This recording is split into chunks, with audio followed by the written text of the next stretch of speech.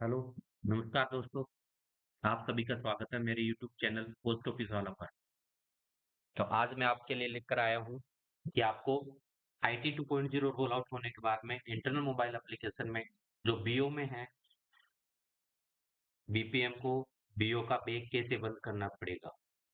ये आपके लिए बहुत ही ज़्यादा महत्वपूर्ण है, बहुत ही ज़्यादा इम्पोर्टेंट वीडियो होने वाला है, क्योंकि सभी बीओ को, सभी ब्रांच पोस्ट मास्टर को हर रोज बीओ का बैग बंद करना जरूरी है। अगर वो बीओ का बैग बंद नहीं करेंगे तो उनके ऑफिस का, उनके बीओ का आईएमए में, इंटरनल मोबाइल एप्लीकेशन में डे एंड नहीं होगा। जब तक आप बैग बंद नहीं करोगे आपका डे एंड नहीं होगा। और आपका डे एंड नहीं होगा, आपका बीओ बैग एसओ में नहीं जाएगा, तो आप जो आर्टिकल भेज रहे हो और कोई सामग्री भेज रहे हो वो एसओ में नहीं जा पाएगी। और ना ही वहां पर आपके बीओ का डेली अकाउंट वेरीफाई हो पाएगा। आपका बीओ बैग नहीं बना तो एसओ में बीओ समरी नहीं देख पाएंगे, बीओ का डेली अकाउंट नहीं देख पाएंगे। तो अब इस वीडियो में मैं बीओ के लिए आपको बैग कैसे बनाना है और उस बैग में क्या क्या चीजें आप इंक्लूड कर सकते हो, केस की रिक्वेस्ट लगाना भी बता दूंगा, और केस रेमिटेंस, स्टाम्प की रिक्वेस्ट, स्टाम्प रेमिटेंस। तो ये चीजें हम इसमें देख लेंगे। तो सबसे पहले सारे बीओ बीओ में जब भी आप पूरा काम कर लोगे, सारा आपका, आप फिनेकर जो आपका सीबीएस का काम कर लोगे, पीएलआई वगैरह का काम कर लोगे, काउंटर पे बुकिंग वगैरह का काम कर लोगे, उसके बाद में आपको बीओ का बैग बंद करना रहेगा। तो बीओ का बैग बंद करने से पहले मैं आपको केस एंड स्टाम्प में जाकर के, स्टाम्प आपको केस और स्टाम्प के लिए रिक्वेस्ट कैसे, कहाँ जाकर के कौन से ऑप्शन में लगानी है, तो केस एंड स्टाम्प में चले जाते हैं हम, और केस रेमिटेंस भी दिखा देते हैं। केस रेमिटेंस दिखा देते हैं। तो हम जो ऊपर ही ऊपर ऑप्शन आता है कैश एंड रेमिटेंस में, कैश रेमिटेंस, इस कैश रेमिटेंस में आपको जाना है। कैश रेमिटेंस में आप जैसे ही जाओगे आपको इस तरीके से स्क्रीन ओपन होगी। आपको अमाउंट, केवल अमाउंट आपको लिख देना है। आप अकाउंट पे के थ्रू अगर मंगवाना चाह रहे हो तो आपको अमाउंट यहाँ पर लिख देना है, और कौन से ऑफिस से आप मंगाओगे वो ऑफिस आपको सिलेक्ट कर देना है, और केस डिनोमिनेशन आपको डाल देनी है यहाँ पर, और केस बैग का वेट आपको डाल देना है। आप कौन सी डिनोमिनेशन के, जैसे इसमें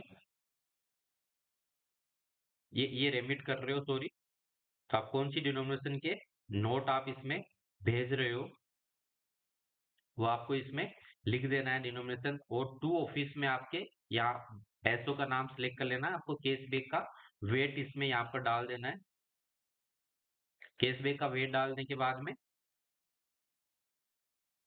आप केस बैग का वेट डाल दोगे। स्पेशल रेमिटेंस में तो आप अगर बीओ खुद लेने जा रहा है तो स्पेशल रेमिटेंस में आप यहाँ से ब्रांच पोस्ट मास्टर के थ्रू भी मंगा सकते हो, और आपको डायरेक्टली इसके थ्रू ही मंगवाना है। आप, सॉरी, आपको केस मंगा नहीं रहे हो, आप केस रेमिटेंस कर रहे हो, तो केस रेमिटेंस कर रहे हो तो आपको डायरेक्ट अगर केस वे के थ्रू भेजना है तो इसे यहाँ सबमिट पे क्लिक करना है, पूरे केस वे में आपकी डिटेल्स इसमें आ जाएगी। इस तरीके से केस रेमिटेंस को होगा। आपको ऐसे ही केस रिक्वेस्ट लगानी हो तो केस रिक्वेस्ट लगाने के लिए आप यहाँ से अमाउंट उसमें डाल दोगे, कितने रुपए आपको एसओ से चाहिए, और लाइबिलिटी आपको किस लिए आप केस मंगा रहे हो। जैसे एसबी विड्रॉल के लिए आपके पास में आपको केस मंगाना है तो एसबी विड्रॉल यहाँ लिख देना और सबमिट पर क्लिक कर देना है।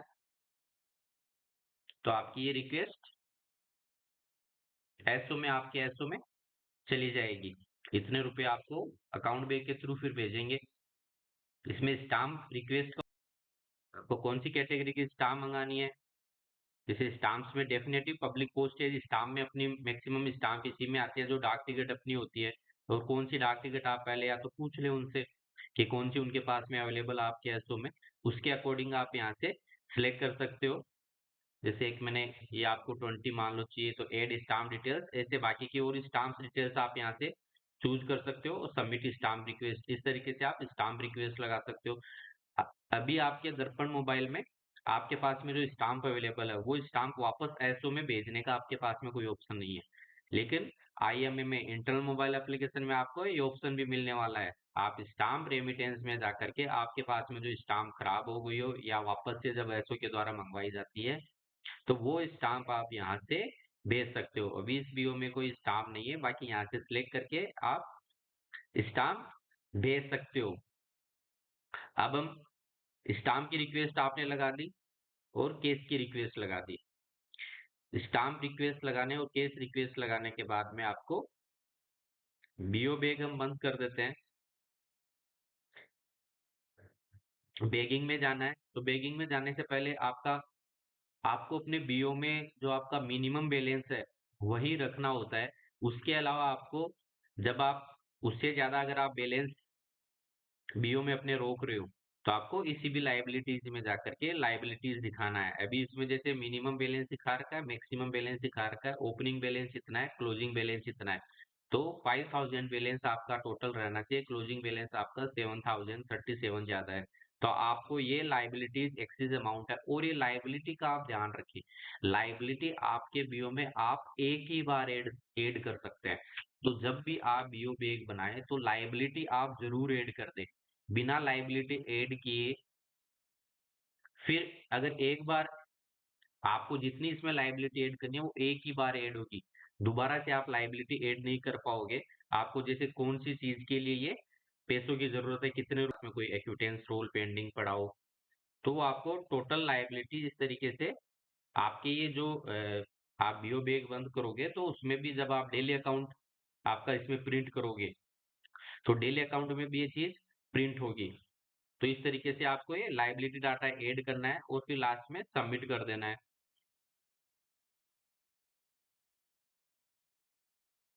एक हो गया। दूसरे वाला लाइबिलिटी डाटा हम एसबी विड्रॉल का 5000 का ले रहे थे, ओके कर देना है। हमने उसको ऐड नहीं किया था, ये ऐड हो गया। अभी टोटल लाइबिलिटी, ये टोटल लाइबिलिटी एंटर सक्सेसफुली, इस तरीके से आपकी लाइबिलिटी ऐड हो जाएगी। फिर बेगिंग ऑप्शन में आपको जाना है, तो बेगिंग ऑप्शन में आपको डेली अकाउंट भेजने के लिए आप बीओ डेली अकाउंट ऑप्शन में जाकर के अपने बीओ का डेली अकाउंट प्रिंट कर सकते हो। यहाँ से जनरेट करके आप प्रिंट कर सकते हो बीओ का डेली अकाउंट। तो दोनों ऑप्शन रहेंगे, इस तरीके से आप बीओ का डेली अकाउंट जनरेट कर लोगे प्रो अकाउंट बैग में भेजने के लिए। फिर आप बीओ बैग क्लोज कर दोगे। तो बीओ बैग क्लोज करने के लिए आप जो भी डॉक्यूमेंट्स वगैरह भेज रहे हो, ये स्टाम्प भेज रहे हो तो स्टाम्प की डिटेल्स वगैरह आएगी, केस बैग केस इसमें है। और फेस आर्टिकल आपको ये करने हैं, ये आर्टिकल वो होंगे जो आपने बीओ में आर्टिकल बुक किए हैं, और आपके आर्टिकल जो वापस आए हैं डिलीवरी के लिए जो एसओ के द्वारा आए थे, वो आर्टिकल अगर कोई वापस आया है तो आपको फेच आर्टिकल करके वो आर्टिकल यहाँ इंक्लूड कर लेना है। तो आर्टिकल यहाँ आ जाएंगे, आप फेच आर्टिकल पर क्लिक करना ना भूले, ताकि आपके आर्टिकल जो वापसी के आर्टिकल हो और जो आपने आर्टिकल बुकिंग किए हैं वो बैग में शामिल हो सके। क्लोज बैग पर क्लिक कर देना है, और बीओ के आपको जो लेबल है आपके पास में वो यहाँ स्कैन कर देना है, और बैग का आपको वजन डाल देना है, सबमिट पर कर क्लिक कर देना है। इस तरीके से आपका बीओ बैग क्लोज हो जाएगा। बीओ बैग क्लोज करने के बाद में आपको बैग डिस्पैच में जाकर के डिस्पैच करना रहेगा। जब आप ये पूरा बैग वगैरह क्लोज कर दो, उसके बाद में एक और मैं इसमें चीज बता देता हूँ जो इम्पोर्टेंट चीज है। अब बीओ का बैग तो आपने ऐसे बंद कर दिया, लेकिन इसमें जब भी आप ये डेंट करोगे तो डेंट करने से पहले आपको क्लोज अकाउंट करना रहेगा काउंटर का, जो आपने बुकिंग की है। तो क्लोज अकाउंट आपका डेंड वैसे भी नहीं होगा, बिना बीओ बैग बंद किए आपका एक तो डेंड नहीं होगा, इसलिए बीओ बैग बनाना डेली जरूरी है। एक तो डेंड नहीं होगा, और एक आपका जैसे क्लोज अकाउंट भी आप करोगे ना, तो आप तब भी आपके पूरे सीपीएस वगैरह के डाटा भी फेच होंगे। तो आप क्लोज अकाउंट आपको करना है, फेच काउंटर डाटा, इससे आपके काउंटर के डाटा फेच होंगे। काउंटर के डाटा फेच होने के बाद में इसी ऑप्शन में यहीं पर आपके सीबीएस के पीएलआई के डाटा फेच होंगे। यहाँ पर अगर आपने कोई सीबीएस में यानी कोई एसबी खाता, आरडी खाता, टीडी इनका कोई ट्रांजेक्शन किया है, तो वो भी यहाँ रिफ्लेक्ट होगा। आप लोगों को क्या करना है, वो एंट्री एक एक एंट्री जो आपने ट्रांजेक्शन की है उससे मिलानी है कि आपकी एंट्री सही फेच हो गई है। ऐसे पीएलआई आरपीएलआई के लिए आपने जो ट्रांजेक्शन किए है वो यहाँ इस स्क्रीन पे फेच हो जाएंगे, वो आपको मिला लेना है। उसके बाद में आपको क्लोज अकाउंट करना है, क्योंकि तभी आपका जो वॉलेट बैलेंस है और आपके डेली अकाउंट का बैलेंस मिल पाएगा। क्योंकि ये बैलेंस आपका नहीं मिलेगा तो आपका डेंड वगैरह वो वहां पर आपको मिसमैच एंट्री इसमें करनी रहेगी। तो मिसमैच एंट्री आपको ना करनी पड़े तो आपको पहले क्लोज अकाउंट जब फेस काउंटर डाटा करो ये करना जरूरी है। अगर आपने काउंटर पर कोई बुकिंग वगैरह नहीं किया, केवल फिनेकल के ही काम किए हैं, तो भी आपको फेस काउंटर डाटा करना जरूरी है। तभी आपके सीबीएस के और पीएलआई आरपीएलआई के डाटा फेच होंगे, वो डाटा आपको मिला लेना है, क्लोज अकाउंट कर देना है। ऐसे आप क्लोज अकाउंट कर दोगे। क्लोज अकाउंट करने के बाद में आप डेंड करोगे। जब आपका क्लोज अकाउंट हो जाएगा उसके बाद में आप डेंड कर दोगे।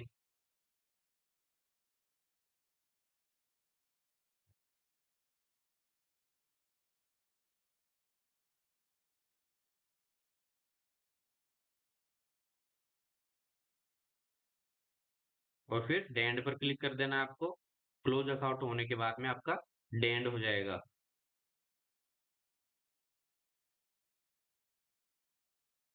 तो आज की इस वीडियो में इतना ही। Thank you very much. Video को लाइक करें, शेयर करें और कमेंट करके बताएं